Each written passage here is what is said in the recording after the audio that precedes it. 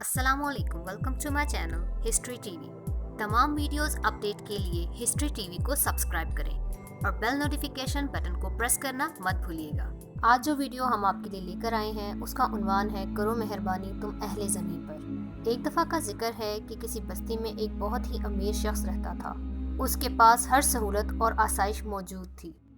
اتنی دولت ہونے کے باوجود بھی وہ شخص بہت زیادہ تنگ دل، بخیل اور کنجوس تھا۔ وہ اپنی بیوی پر اور بچوں پر بھی ضروری خرچ نہ کرتا تھا، یہاں تک کہ وہ شخص زکوٰۃ بھی نہیں دیتا تھا، جبکہ اس بستی کے رہنے والے لوگ بہت زیادہ غریب تھے۔ ان کو 2 وقت کی روٹی بھی بمشکل نصیب ہوتی تھی۔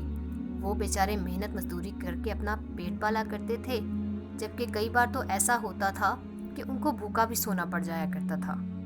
اس کنجوس امیر شخص کی بیوی نے کئی بار اسے سمجھایا کہ اللہ تعالیٰ کی راہ میں خرچ کیا کرو، لیکن اس شخص نے سنی انسنی کر دی۔ بیوی بار بار اسے سمجھاتی رہی، اس شخص پر اس بات کا کوئی اثر نہ ہوا۔ وہ چاہتا تھا کہ اس کے پاس زیادہ سے زیادہ مال و دولت اکٹھا ہو جائے۔ وہ اپنی بیوی سے بہت محبت کرتا تھا۔ اس کی بیوی اسے سمجھا سمجھا کر تنگ آ گئی، آخر اتنی تنگ کہ وہ بیمار رہنے لگ گئی۔ بیوی سے محبت تو وہ بہت زیادہ کرتا تھا اور اس نے اس کا علاج ہر جگہ سے کروایا، لیکن کچھ فائدہ نہ ہوا۔ وہ صحت یاب نہیں ہو پا رہی تھی۔ اس شخص نے پوری بستی میں اعلان کرایا کہ جو میری بیوی کو ٹھیک کرے گا میں اسے منہ مانگا انعام دوں گا۔ دور دراز سے بڑے بڑے حکیم آئے، لیکن کوئی بھی کامیاب نہ ہو سکا۔ آخر کار اس کے پاس ایک نیک بزرگ تشریف لائے اور انہوں نے اسے سمجھایا، یہ سب تمہاری کنجوسی اور بخیلی کا نتیجہ ہے۔ نہ تو تم زکوٰۃ ادا کرتے ہو اور نہ ہی غریبوں کا خیال رکھتے ہو۔ تم ناداروں کی بھی مدد نہیں کرتے اور اللہ تعالیٰ کی ناشکری کرتے ہو۔ اسلام میں حقوق العباد کی ادائیگی پر بہت زیادہ زور دیا گیا ہے۔ اللہ تعالیٰ اپنے حقوق تو معاف فرما دے گا، لیکن بندوں کے حقوق جب تک حقدار معاف نہیں کریں گے اللہ تعالیٰ بھی معاف نہیں کرے گا۔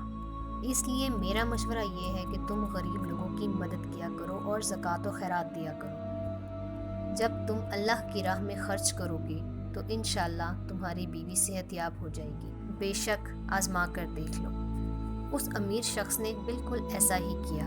وہ ہر غریب آدمی کی مدد کرنے لگا، زکوٰۃ دینا شروع کر دی۔ لوگ اس کی بیوی کے لیے دعائیں مانگنے لگے اور وہ دعائیں رنگ لانے لگی اور اس کی بیوی صحت یاب ہو گئی۔ بستی کا ہر شخص اس کے گھر سے سیر ہو کر کھانے لگا۔ مشکلوں میں وہ لوگوں کے کام آنے لگے اور وہ دونوں میاں بیوی اچھی اور پرسکون زندگی گزارنے لگے۔ ہمیں اس کہانی سے جو سبق ملتا ہے وہ یہ کہ ہمیں بھی دوسروں کے کام آنا چاہیے، ان کی ضرورتوں کا اور ان کی مجبوریوں کا خیال رکھنا چاہیے۔ اللہ پاک ان لوگوں سے راضی رہتا ہے جن سے ان کے بندے راضی رہتے ہیں۔